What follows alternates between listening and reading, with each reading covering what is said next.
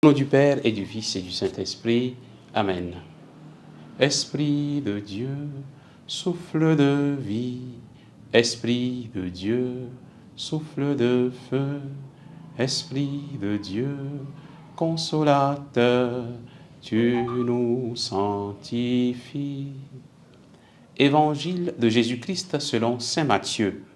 En ce temps-là, Jésus s'adressa aux foules et à ses disciples, et il déclara: les scribes et les pharisiens enseignent dans la chair de Moïse, donc tout ce qu'ils peuvent vous dire, faites-le et observez-le.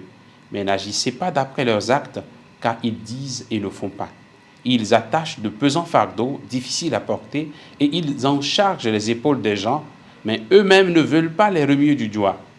Toutes leurs actions, ils les font pour être remarqués des gens. Ils élargissent leurs phylactères et rallongent leurs franges.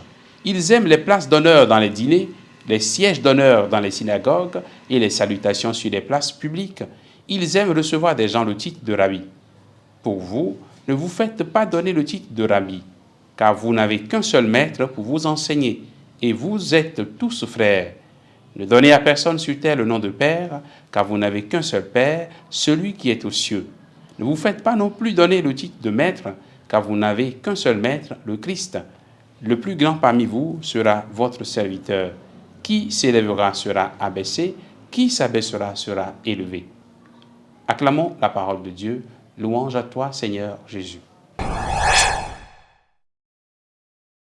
Bien-aimés de Dieu, nous sommes aujourd'hui le mardi 27 février. Nous continuons notre chemin de carême. Nous continuons notre marche avec le Seigneur. Aujourd'hui, la parole de Dieu nous invite à faire attention à une pratique religieuse hypocrite, vécue de l'extérieur, sans consistance.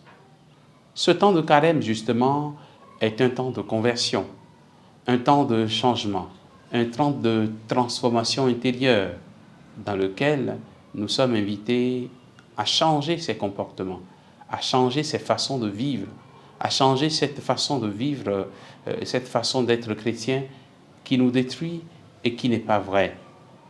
Nous sommes donc invités à une cohérence de vie, pour que nos paroles et nos actes coïncident vraiment, pour que nos paroles correspondent à ce que nous vivons réellement, pour que nous soyons de réels témoins pour les autres, pour que les autres, en nous voyant, croient en ce que nous disons grâce à la vie que nous menons. C'est un temps pour ne plus paraître chrétien, mais le devenir vraiment. À quoi cela sert-il d'être responsable chrétien ou d'être simplement chrétien si notre vie ne reflète pas ce que nous sommes, si notre vie ne montre pas notre identité chrétienne? Demandons la grâce d'une cohérence de vie, puisque nous sommes sel de la terre et lumière du monde. Alors il faudrait vraiment que nous puissions refléter ce que nous sommes. Que la grâce du Seigneur nous aide à être cohérents dans notre vie chrétienne, au nom du Père et du Fils et du Saint-Esprit. Amen.